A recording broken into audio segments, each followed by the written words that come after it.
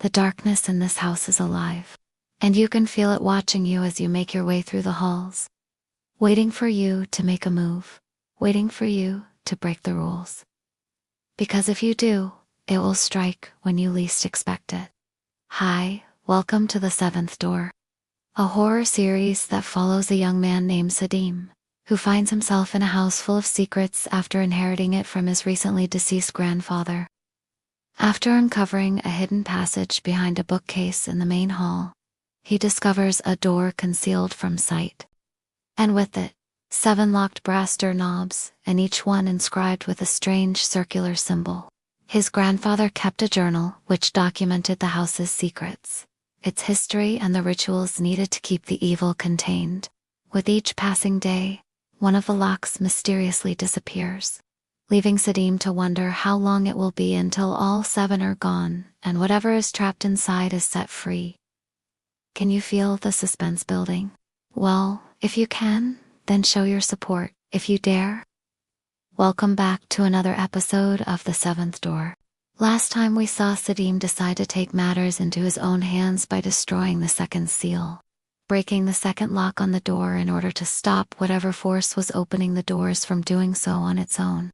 However, he soon found out that whatever he had unleashed was far more powerful than he had imagined, as he barely escaped with his life. Now shaken to his core, he returns home where he hasn't exactly been welcomed with open arms. His sister is less than thrilled to see him return, questioning his sanity.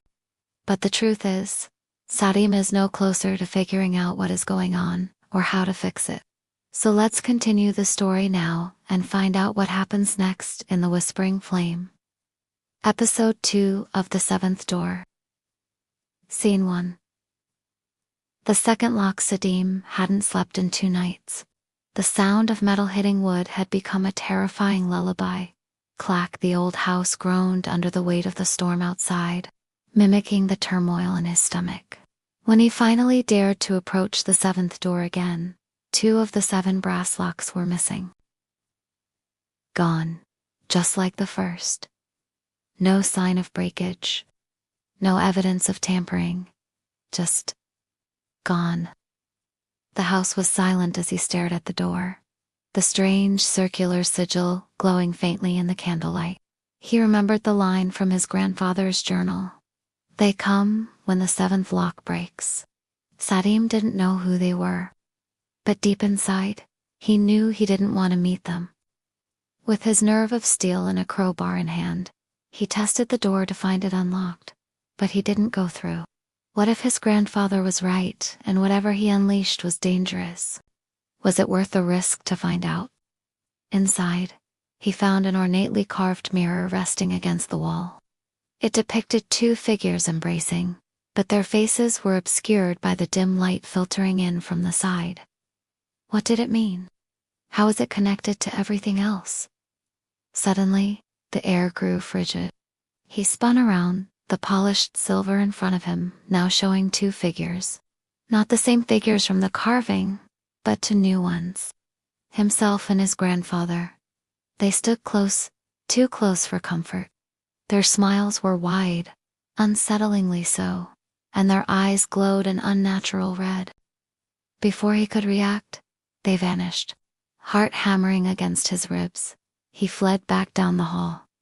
Had he imagined it? Or was he being watched? That evening, a cold draft filled the house. It was the middle of June, and yet it felt like winter had crept in through the cracks. Desperate for warmth and, maybe distraction, Sadeem decided to light the old fireplace in the main hall. He found dry wood in the cellar, placed it in the hearth, and struck a match. As the flames took hold, he noticed something strange. The fire didn't flicker.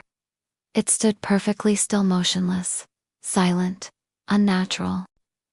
Then he heard it. A whisper, faint, from within the fire. Sadeem, Sadeem. He stepped back, heart pounding.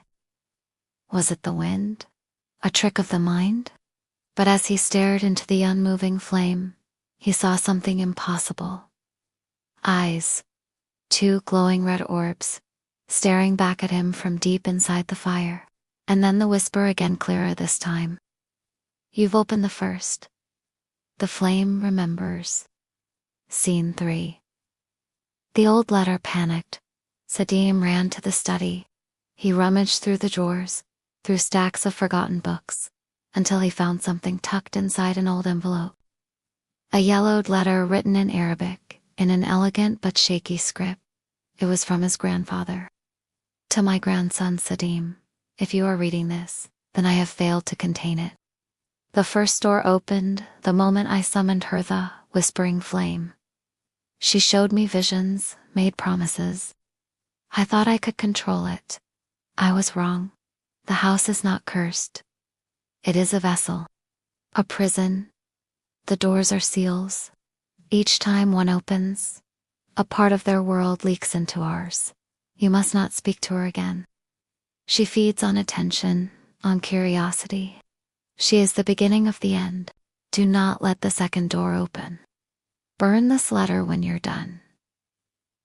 Sadeem stared at the fireplace. The flame was gone now. Just cold, black ash. He had a choice to make. Should he close the door, hide away from whatever was coming for him? Or should he stay put and try to fight back? What would his grandfather have done? He had to know that whatever he was dealing with was powerful, that it had already claimed a part of his family, twisting his grandfather into doing things he wouldn't normally do. But if he sealed the doorway, would it just grow stronger? Whatever, he decided. He knew he couldn't do it alone. He needed help. Maybe his sister could believe him now. Maybe, together, they could stand a chance. Maybe. But when he went to tell her what he had discovered, what he had uncovered in the basement, she didn't believe him. Stop it, Sadeem, she told him, shaking her head. It's getting late. Come back to bed. She didn't know what he was talking about. She said she thought he had been sleep deprived and was just making things up. But Sadeem knew the truth. He could see the doubt in her eyes, the fear that she wouldn't admit to herself. And so, he decided to tell her anyway. He told her about the door, about the locks, about the whispers that seemed to echo around them even now. He told her about the visions he had seen in the mirror, the ones that chilled him to the bone. When he was done, the silence was heavy between them. Finally, his sister spoke. I won't stop you from investigating, she said, but you'll be doing this at your own risk. I don't believe you, but I also don't want to. Scene 4. The stranger at the window that night. Sadeem heard tapping at the window. He crept downstairs slowly, holding a rusted metal poker in his hand. Outside stood a figure. A woman, dressed in white, barefoot, her hair long and tangled like seaweed. Her face was obscured in shadow, but she wasn't looking in. She was looking directly at the 7th door through the window. Then her lips moved. Sadeem couldn't hear the words, but he read them clearly. Let me in. Let me in. Let me in. He turned away. When he looked back, she was gone. He continued upstairs, not wanting to wake his sister, but unable to sleep anyway. The image of the woman burned into his mind. Who was she? And why did she want in? He wondered if his sister had seen her too, or if she too had chosen to ignore it. In the morning, he asked her, hoping for an answer. But she looked confused. A woman at the window, he pressed. You didn't see her, did you? I must have been dreaming, she replied softly, because I didn't see anything. Was she lying to protect him? Or had she truly not seen anything at all? As days turned into weeks, the sightings continued. Sometimes she would be standing in the garden. Sometimes she would be sitting on the porch. But when Sadeem went to investigate, she was always gone. He began to think that he was losing his mind, that the stress of the situation was getting to him. But then the next time he went to check, he found a small white flower at the windowsill. And every time after that, there was a new flower, growing larger, blooming brighter, until one day there were enough to form a path, leading all the way to the door. Scene 5. The candle ritual. He flipped to the next page in the journal. To silence the whispering flame, you must complete the candle ritual. 7 black candles. Salt. The circle must be unbroken. Say the name backwards. Imafneropsy. Do not blink. Do not speak. Do not run. He didn't have 7 black candles. But in the attic, among old boxers and rotting cloth, he found them tall, unlit, and strangely warm to the touch. That night, he sat in the center of a salt ring, candles lit around him, chanting the name backward. Imafneropsy. The room grew colder, then suddenly, the candles went out. All 7. At once. And a voice whispered behind him. You said my name. He turned. No one there. But the 7th door was different now. There were only 4 locks left. Will Sadeem be able to contain whatever he has unleashed, or will it consume him entirely? Join us next time to find out what happens in the next episode of The 7th Door.